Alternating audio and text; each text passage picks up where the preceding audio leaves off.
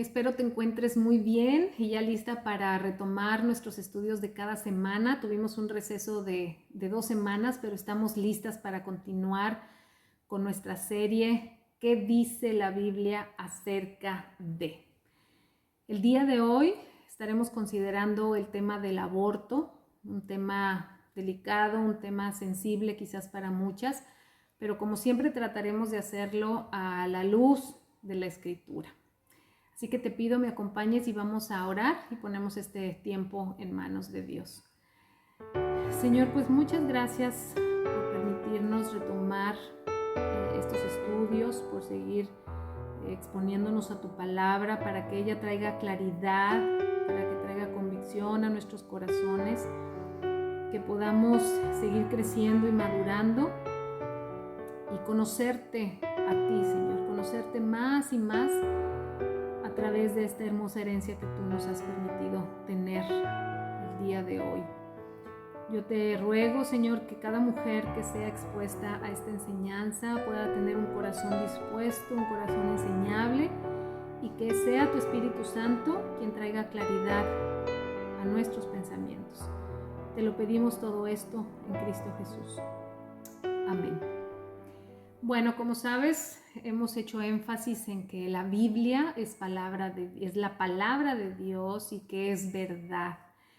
Y para ello quiero comenzarte leyendo el pasaje ahí en Primera de Tesalonicenses, capítulo 2, verso 13, que dice: Por lo tanto, nunca dejamos de darle gracias a Dios de que cuando recibieron su mensaje de parte nuestra, ustedes no consideraron nuestras palabras como solo ideas humanas. Tomaron lo que dijimos como la misma palabra de Dios, la cual, por supuesto, lo es, y esta palabra sigue actuando en ustedes, los que creen. Esa palabra sigue actuando en nosotros para transformarnos. Es por eso el propósito de exponernos a ella y de permitir que nuestra manera de pensar vaya siendo transformada en cuanto a la verdad de la palabra de Dios.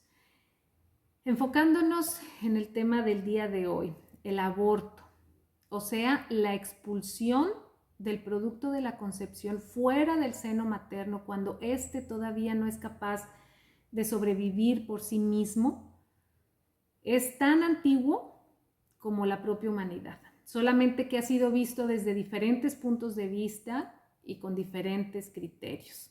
Se estima que el día de hoy, en todo el mundo, al año, se practican más de 40 millones de abortos provocados. La práctica del aborto era ya conocida muchos siglos antes de nuestra era.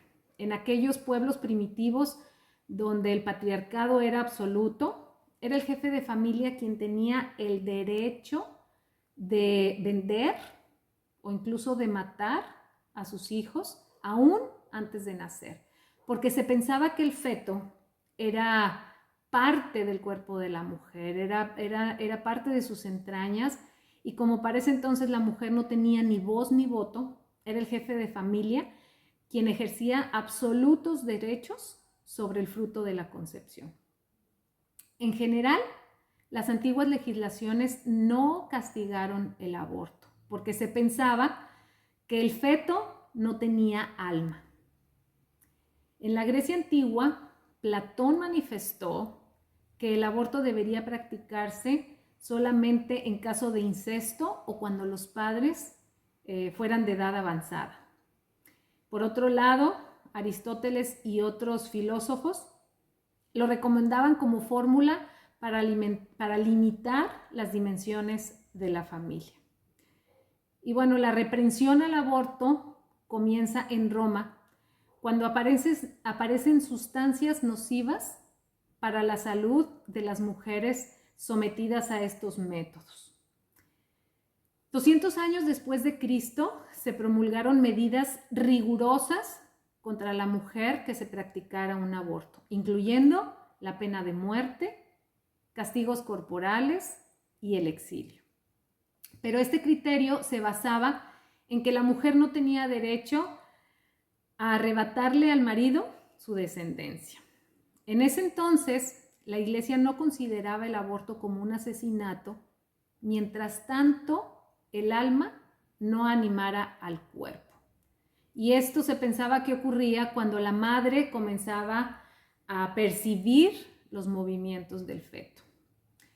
Muchos años después, ya para el año 1588, el Papa Sixto V proclama en una de sus decisiones que todos los abortos son crímenes y que se castigarían con la excomunión.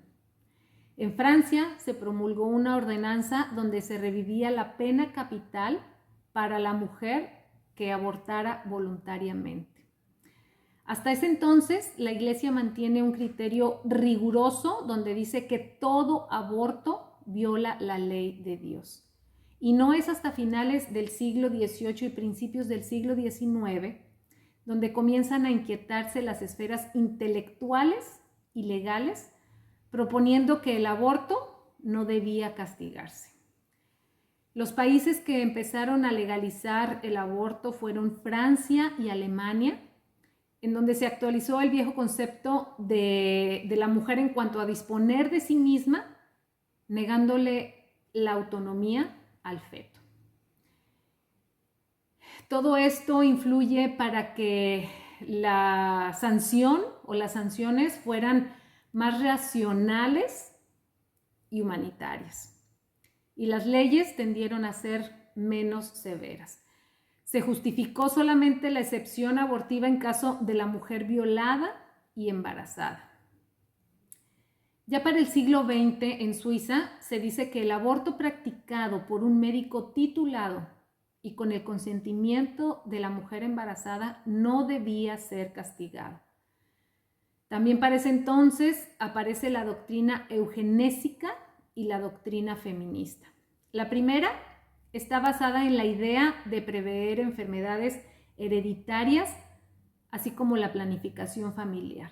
Y la segunda dice que corresponde únicamente a la mujer el derecho de decidir tener hijos o no. Y entonces, lógicamente, pues están a defensa del aborto.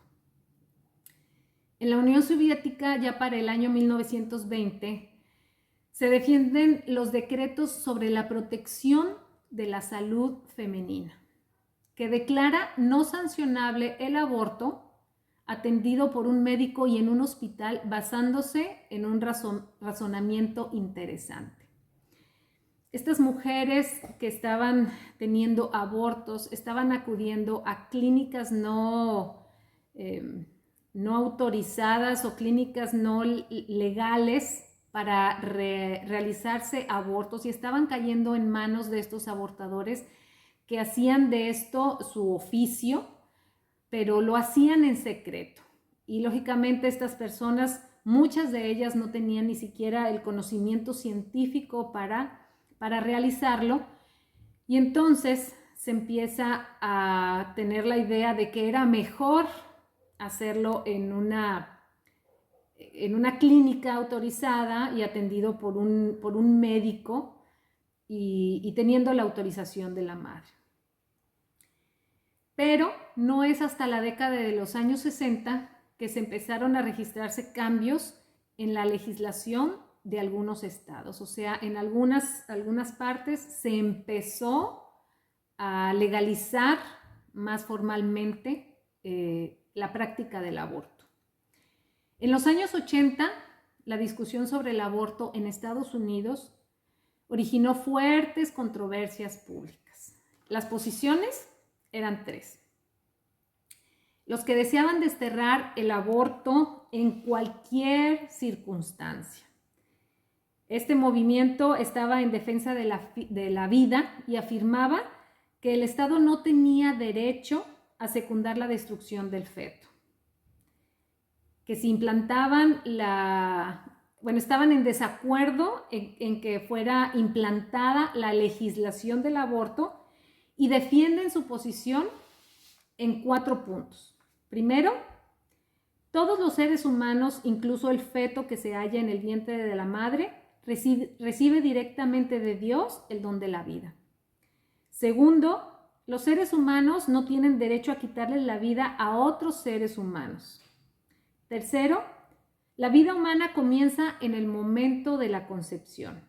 Y cuarto, el aborto en cualquier fase de la gestación equivale a quitar la vida de un ser inocente.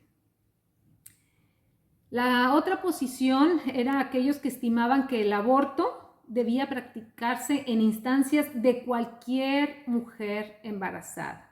Esta era la opinión del grupo favorable a la libre elección, y ellos estimaban que el Estado no tenía derecho a limitar la libertad de elección a la madre gestante. Pero ellos también defienden su postura en 4 puntos. Primero, nadie tiene obligación de ser madre a la fuerza. Segundo, no hay que dar a luz a hijos no deseados. Tercero, la prepotencia masculina es la causa del rigor y la estrechez de las leyes regulares del aborto. Y cuarto, la libertad de la mujer depende en última instancia de que sea ella la que tenga pleno y libre control de su vida procreadora.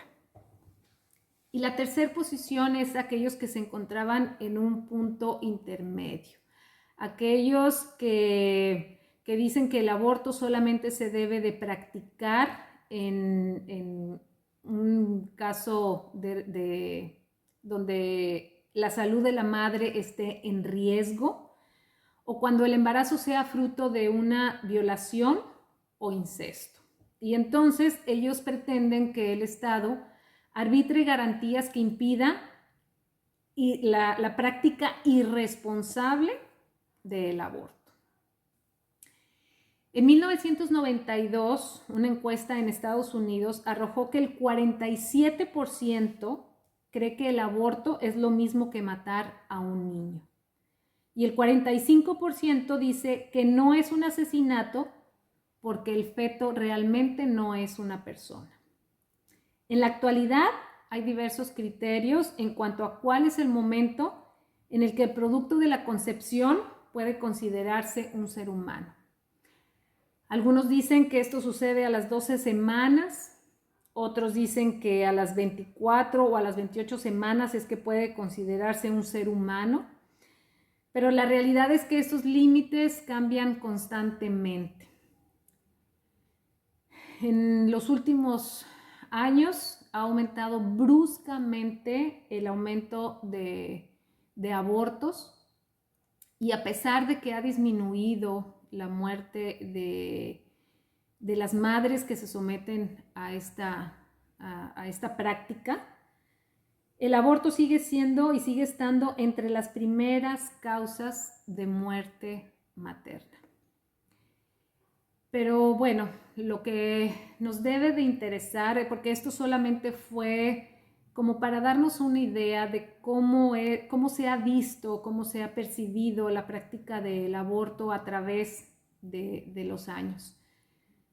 Pero lo que a nosotros creo nos debe de importar, y es donde nosotros debemos enfocarnos, es ¿qué dice Dios al respecto? ¿Qué es lo que dice la Biblia acerca del aborto? Y para eso creo que necesitamos entender algunos conceptos o entender algunas cosas primero. Primeramente, es Dios quien da la vida. Cuando Dios creó a Adán, dice que lo formó del polvo de la tierra, pero dice en Génesis 2, 7 y 8, que Dios sopló aliento de vida en Adán. Dios lo formó del polvo de la tierra, pero Él sopló aliento de vida. Él le dio vida a Adán. En Génesis 2, 21 y 22 dice que después, cuando Adán dormía, Dios tomó una de sus costillas y de ahí formó a Eva. Y también le dio vida a Eva. Pero en Génesis 1, 28, y quiero que me acompañes, Génesis 1, 28, Dios bendice a Adán y Eva con estas palabras. Acompáñame allá a Génesis 1, versículo 28. Y dice, luego Dios los bendijo con las siguientes palabras. Sean fructíferos y multiplíquense, llenen la tierra y gobiernen sobre ella. Reinen sobre los peces del mar, las aves del cielo y todos los animales que corren por el suelo. Dios los bendijo con las siguientes palabras. Sean fructíferos y multiplíquense. Es una bendición de parte de Dios, es un regalo de parte de Dios el que nosotros podamos ser el medio por el cual Dios concede una nueva vida o crea una nueva vida.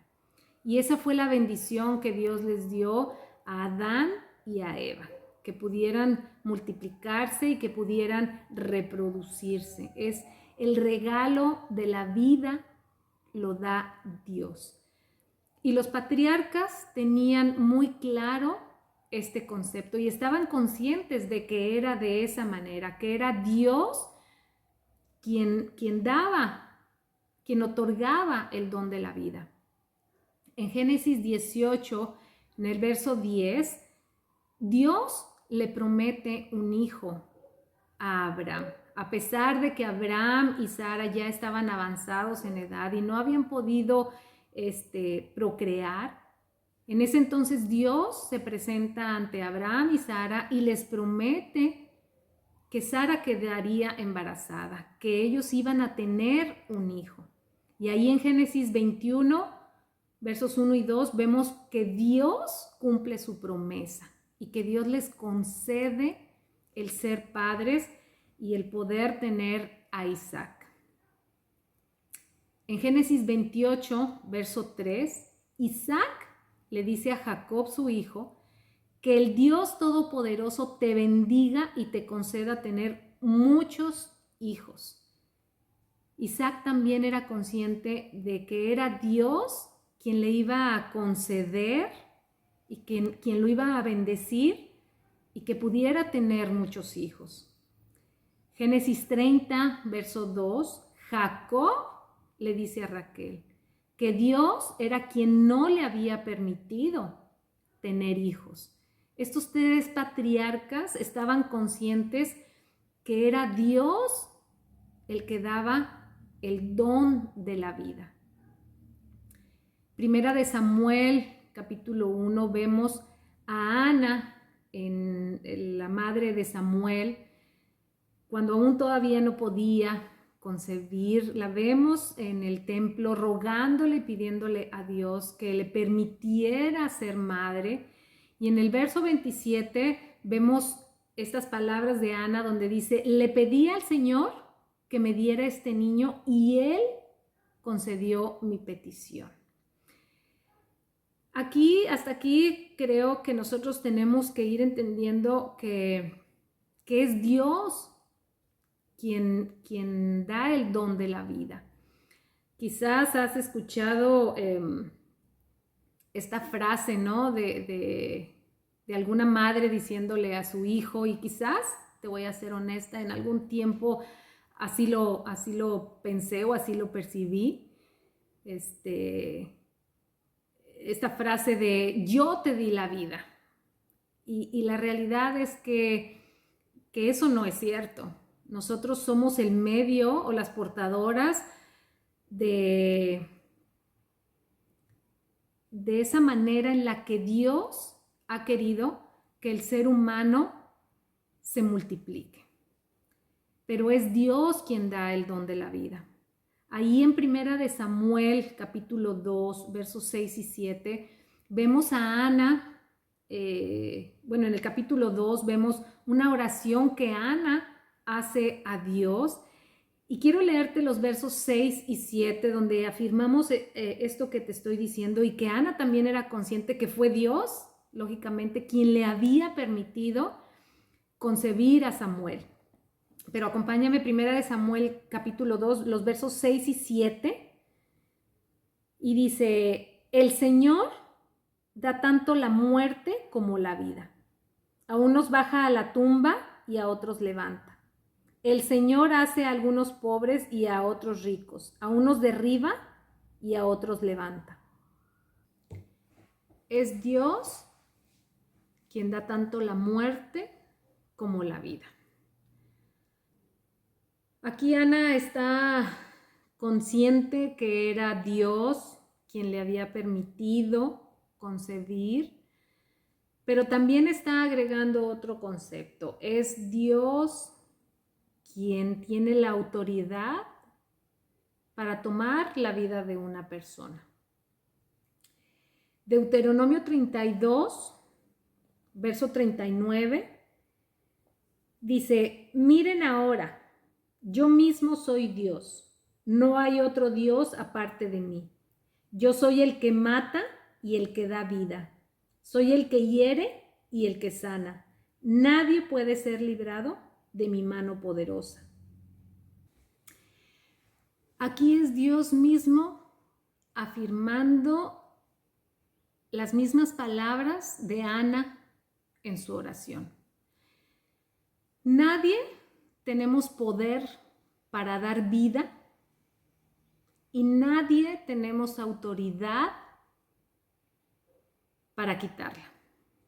Solamente Dios es quien da el don de la vida y quien tiene autoridad para tomar la vida de una persona.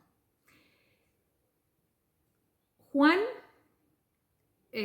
más bien en el Evangelio de Juan, Jesús hace esta afirmación incluso de su propia vida. Acompáñame ahí a Juan 10, los versos 17 y 18, que son palabras de Jesús, y dice: el Padre me ama porque sacrifico mi vida para poder tomarla de nuevo. Nadie puede quitarme la vida, sino que yo la entrego voluntariamente en sacrificio. Pues tengo la autoridad para entregarla cuando quiera y también para volver a tomarla. Eso es lo que ordenó mi Padre. Aquí mismo Jesús está afirmando que es solamente Él, solamente Dios, quien tiene el poder para dar vida y la autoridad para tomar una vida, incluso su propia vida.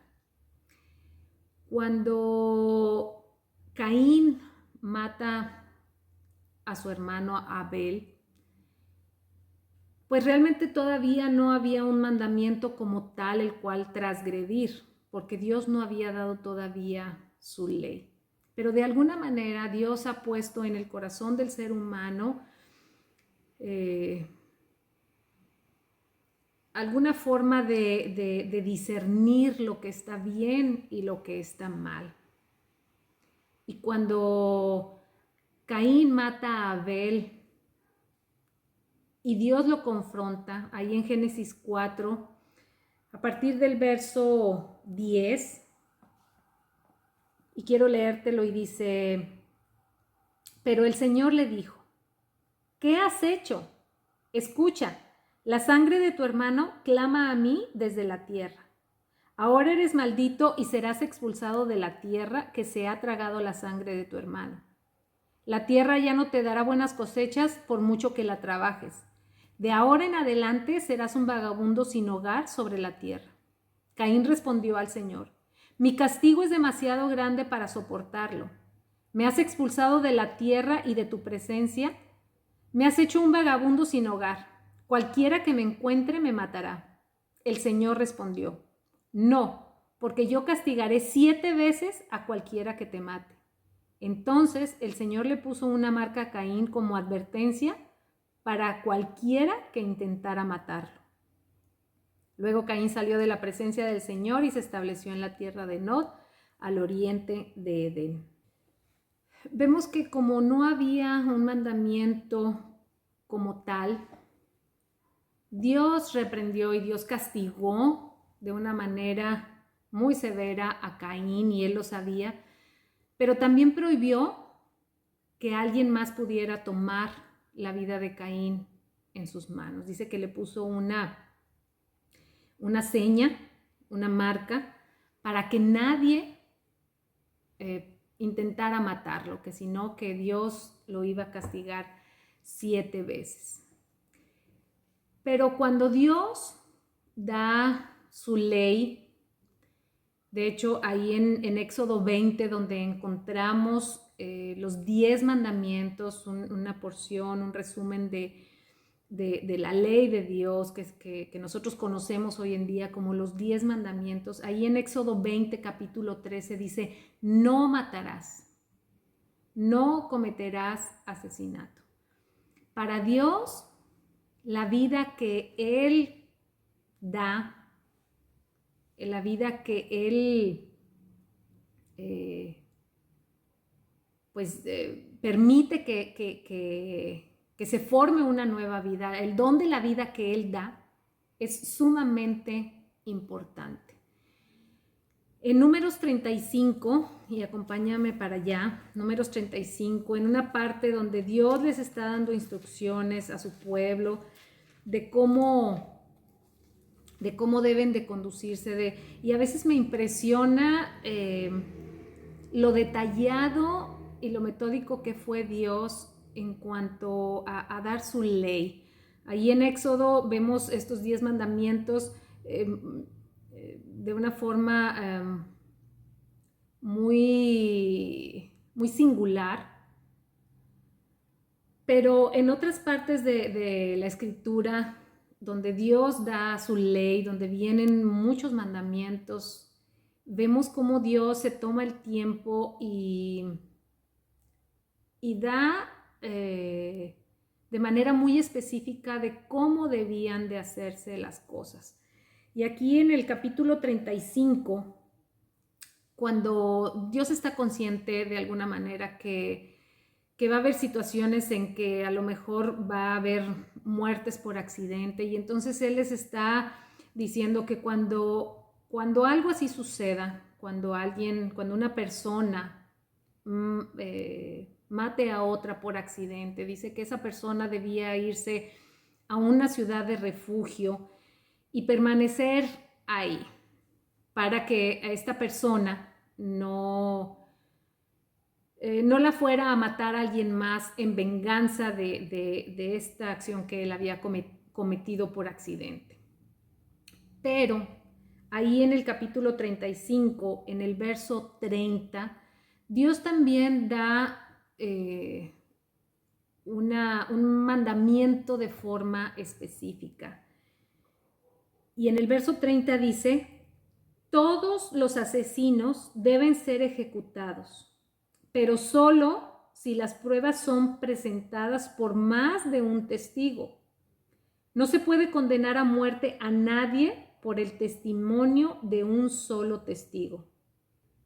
Tampoco se aceptará el pago de rescate por la vida de alguien que haya sido juzgado y encontrado culpable de asesinato y condenado a muerte. Siempre se debe ejecutar a los asesinos.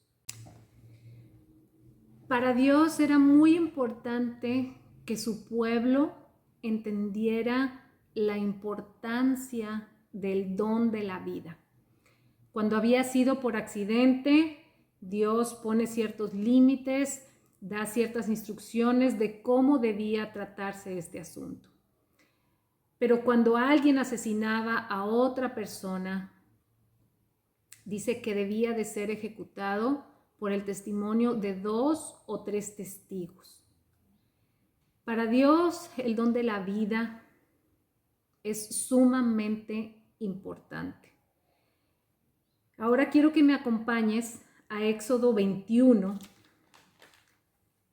y creo que aquí nos va a ir quedando un poquito más claro acerca de por qué estamos revisando todo esto.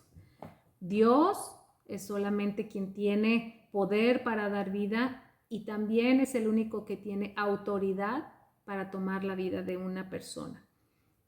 Y sucede de la misma manera cuando la nueva vida que Dios ha permitido que sea procreada está dentro de la madre. Ahí en Éxodo capítulo 21, donde Dios también les está dando ciertas instrucciones con mucho detalle. Escucha lo que dice de ahí del verso 22 al verso 25.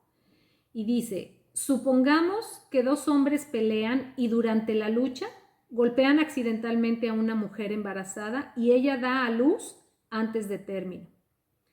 Si ella no sufrió más heridas, el hombre que golpeó a la mujer estará obligado a pagar la compensación que el esposo de la mujer, exija y que los jueces aprueben. Pero si hay más lesiones, el castigo debe ser acorde a la gravedad del daño. Vida por vida, ojo por ojo, diente por diente, mano por mano, pie por pie, quemadura por quemadura, herida por herida, moretón por moretón. Desde siempre el homicidio ha sido incorrecto. No importa, como vimos, si es de una persona adulta, así como si es de una persona que está, porque podemos llamarla persona, o una vida, si quieres llamarlo mejor de esta manera, una vida que está todavía dentro del vientre de su madre, pero que todavía no es capaz de sobrevivir fuera del seno materno. ¿Qué es un homicidio? Un homicidio es la muerte ilegal y premeditada que una persona comete contra otra, es decir, la muerte provocada por la sentencia de un ser humano contra otro por razones personales en vez de racionales. Dios es el que da el don de la vida. Ahora, quiero que entendamos un poquito 4 conceptos. El embarazo se refiere a los cambios en la mujer que hacen posible la gestación. Mi cuerpo en el embarazo empieza a sufrir cambios que hacen posible el proceso de la gestación, hacen posible que ese embrión que está dentro de mí pueda reproducirse, pueda crecer, pueda madurar para un día poder ser capaz de sobrevivir fuera de ese seno materno. Por otro lado, la gestación es el desarrollo del feto o del embrión. Son cosas diferentes. El embarazo es los cambios que surge en mi cuerpo para hacer posible que una vida tome forma, una vida que Dios ha decidido crear, tome forma y se desarrolle dentro de mi cuerpo. Y la gestación es en sí el desarrollo de ese feto o de ese embrión que va creciendo, que va madurando y que va tomando forma. Y lógicamente el nacimiento es el final de esa gestación, cuando esa nueva vida está preparada para vivir fuera de ese seno materno. Y el aborto es precisamente eso, abortar el proceso de la gestación. Un proceso en el cual yo solamente soy portadora de esa nueva vida. Y Dios participa en esas 3 etapas. Dios hace posible y Dios nos ha creado como mujeres para poder quedar embarazadas y poder tener esos cambios en nuestro cuerpo para ser portadoras de esa nueva vida. Pero Dios también participa en el desarrollo del feto o del embrión, en la gestación. Y para eso quiero que me acompañes ahí al Salmo 139. Salmo 139, seguramente lo has escuchado más de una vez, pero quiero que lo leamos en el Salmo 139 y vamos a leer los versos del 13 al 16, donde dice: Tú creaste las delicadas partes internas de mi cuerpo y me entretejiste en el vientre de mi madre. Gracias por hacerme tan maravillosamente complejo. Tu fino trabajo es maravilloso, lo sé muy bien. Tú me observabas mientras iba cobrando forma en secreto, mientras se entretejían mis partes en la oscuridad de la matriz. Me viste antes de que naciera. Cada día de mi vida estaba registrado en tu libro. Cada momento fue diseñado antes de que un solo día pasara. David, quien escribió este salmo, estaba total y absolutamente consciente que es Dios quien da el don de la vida y es Dios quien participa en el proceso de gestación. Y también es Dios quien participa en el nacimiento de cada ser humano. Él hace posible que cada ser humano salga del vientre de su madre y esté preparado para vivir como persona independiente en este mundo. Ahí en el Salmo 22, David también lo expresa de esa manera. En los versos 9 y 10, David expresa también de esta manera: Sin embargo, me sacaste a salvo del vientre de mi madre y desde que ella me amamantaba me hiciste confiar en ti. Me arrojaron en tus brazos al nacer, desde mi nacimiento tú has sido mi Dios. Creo que hasta este punto nos debe de ir quedando claro que es Dios quien da el don de la vida, quien participa en la gestación, quien participa en el nacimiento. Es Dios quien nos da el regalo de la vida. Él es el único que tiene poder para dar vida y autoridad para tomarla. Biológicamente hablando, la vida humana comienza en la concepción, cuando el espermatozoide del padre se une al óvulo de la madre para crear un ADN único y personalizado. El ADN es información codificada que nos distinguen de cualquier otro ser humano y no necesitamos agregar absolutamente nada más. En la unión del espermatozoide con el óvulo se forma ese ADN y estamos listos o está listo para crear una vida humana. La única diferencia entre un feto, un embrión y una persona es la edad, la ubicación y el nivel de dependencia. Cuando una madre aborta el proceso o el desarrollo del feto, ella está destruyendo una vida única, la cual Dios ha permitido que sea creada. Creo entonces que podemos ir llegando a una conclusión, y es que no importa lo que diga la jurisprudencia, no importa qué tan aceptable políticamente hablando sea el aborto o no, para nosotros los creyentes debe de estar antes la ley de Dios. En Hechos 5:29 dice que nosotros debemos obedecer primeramente a Dios antes que a los hombres.